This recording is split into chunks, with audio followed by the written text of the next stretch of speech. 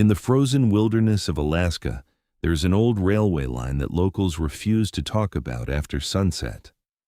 For decades, train engineers have whispered the same terrifying warning. If your train stops at mile 47, never step onto the snow. Officially, no accident has ever been recorded there. But in the winter of 1989, one freight train disappeared from radio contact for nearly 17 minutes. When communication returned, the engineer was alive, the conductor was gone, and something was standing inside the last rail car. It was early December. Heavy snow buried almost every sign of civilization as Freight Train 408 traveled through Alaska's remote mountains during the night. The crew consisted of only two men, veteran engineer Daniel Brooks, young conductor Ethan Miller, who had joined the railway only 3 months earlier. The route was dangerous, miles of frozen forest, no towns, no cell service, only darkness. Around 2:14 a.m., thick fog rolled over the tracks.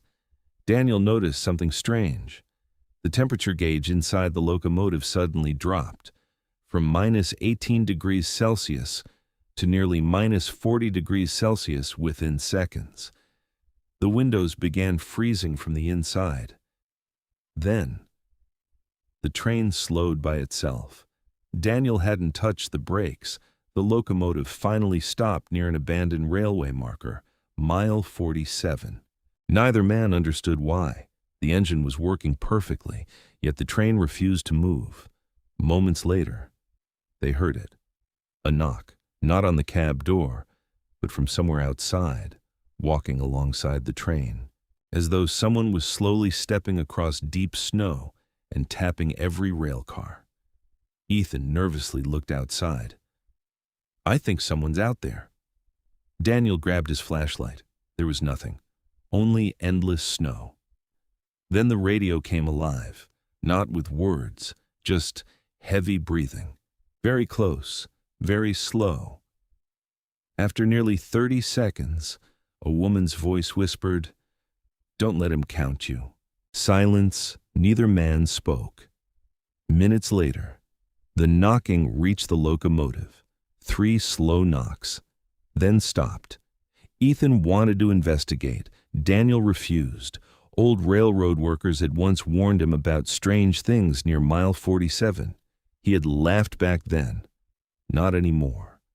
Suddenly, every light inside the locomotive went out. Darkness swallowed everything. Only moonlight reflected from the snow. Then Ethan screamed. Outside the window, someone stood only a few feet away, tall, completely covered in snow, no face, just a smooth white head. It wasn't moving. It simply watched them. Daniel blinked. The figure disappeared. The lights returned. Everything looked normal again. Ethan insisted he wasn't imagining it. Daniel believed him, because he had seen footprints. Only one set, leading toward the last rail car, none leading away. Against all instinct, they decided to inspect the train. Each rail car was empty until they reached the final one. Its sliding door was already open. Neither of them remembered opening it. Inside, they found something impossible. Fresh footprints circling the empty cargo compartment. Exactly 208 footprints, ending in the center, where there was nothing. No person, no animal, nothing. Then Ethan quietly counted them again. 209, Daniel frowned. There were only 208. Ethan pointed behind him. A fresh footprint appeared in the snow-covered floor, all by itself. Then another, closer, another, closer still. Something invisible was walking toward them. Daniel yelled for Ethan to run. Both sprinted back toward the locomotive, but halfway there, Ethan stopped. He looked into the darkness beside the tracks. Someone was calling his name, softly, his mother's voice. She had died years earlier. Daniel screamed at him not to listen. Too late. Ethan stepped off the train, one foot onto the untouched snow. Immediately, the whispering stopped. The entire forest became silent. Daniel watched in horror as Ethan slowly turned around. His face showed no emotion. His eyes stared into empty darkness. Then, without leaving footprints, he began walking away across the snow. Daniel chased him, but after only 20 meters, Ethan vanished, simply gone. No tracks, no hole, no blood, nothing, only untouched snow. Panicking, Daniel climbed back aboard. The engine suddenly restarted on its own, as if nothing had happened. The train continued moving. Radio communication returned exactly 17 minutes after it had disappeared. When headquarters asked where Ethan was, Daniel couldn't answer. Search teams spent weeks looking around mile 47. They found no body, no footprints, no evidence anyone had ever left the train. Officially, Ethan Miller was listed as missing. Daniel resigned the following spring. He never drove another train again. Years later, before his death, he told one final story. He admitted he had lied. Ethan wasn't the only passenger who disappeared, because when the train reached Anchorage, workers counted the empty rail cars. One cargo door was locked from the inside. When they opened it, they found fresh footprints, exactly 210.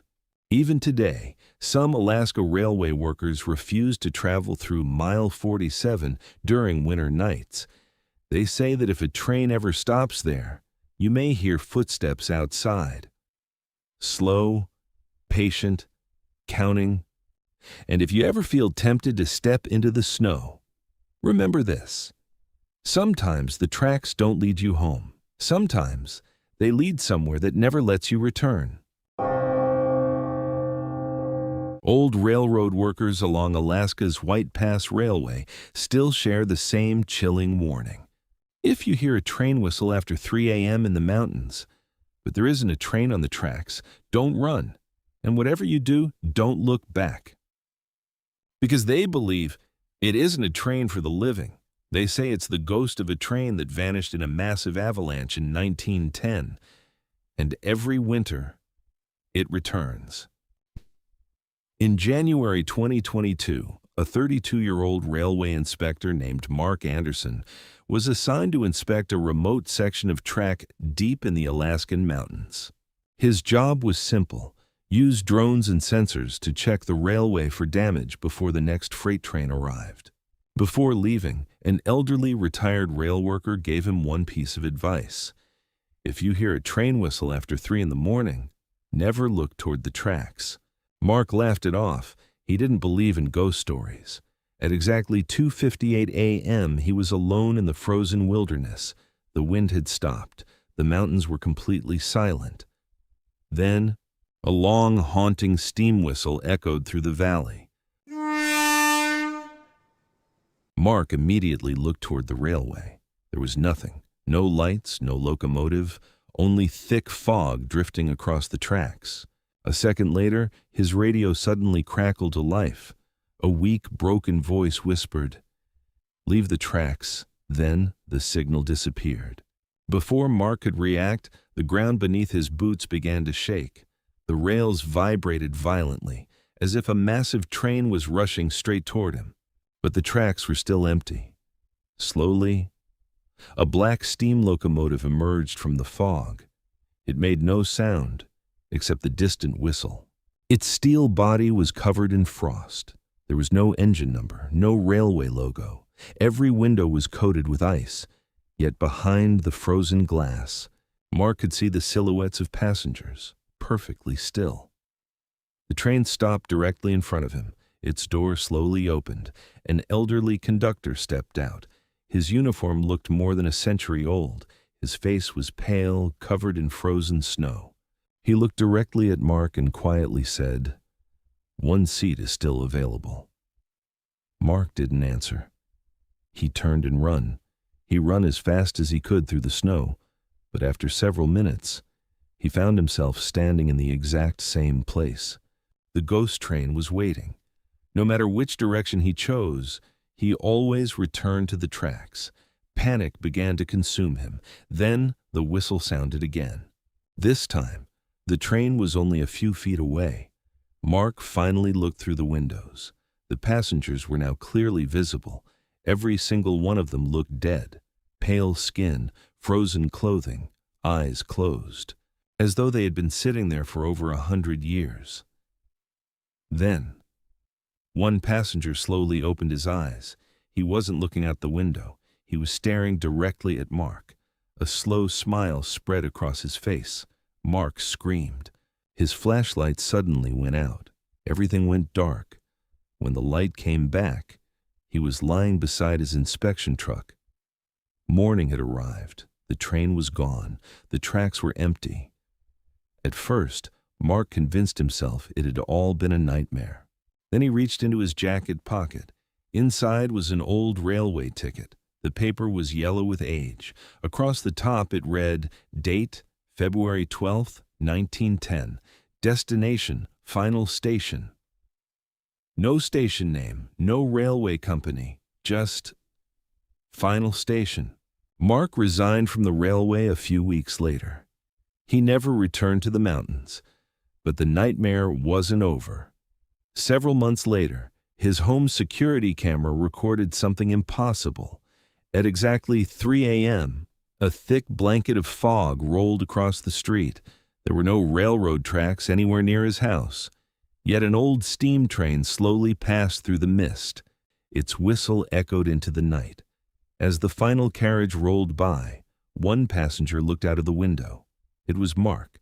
He slowly raised his hand and waved at the camera. The footage ended there. No one has ever explained what the camera recorded. Even today, some people living near Alaska's remote mountain railways claim they occasionally hear the whistle of a steam train in the middle of winter. They look outside and find empty tracks, but the sound keeps getting closer. Local legend says that anyone who accepts the conductor's invitation will board a train that never reaches the living world again. So if you ever find yourself alone in the frozen mountains of Alaska and hear the whistle of an old steam locomotive after 3 a.m., don't follow the sound, because the train may have stopped just for you.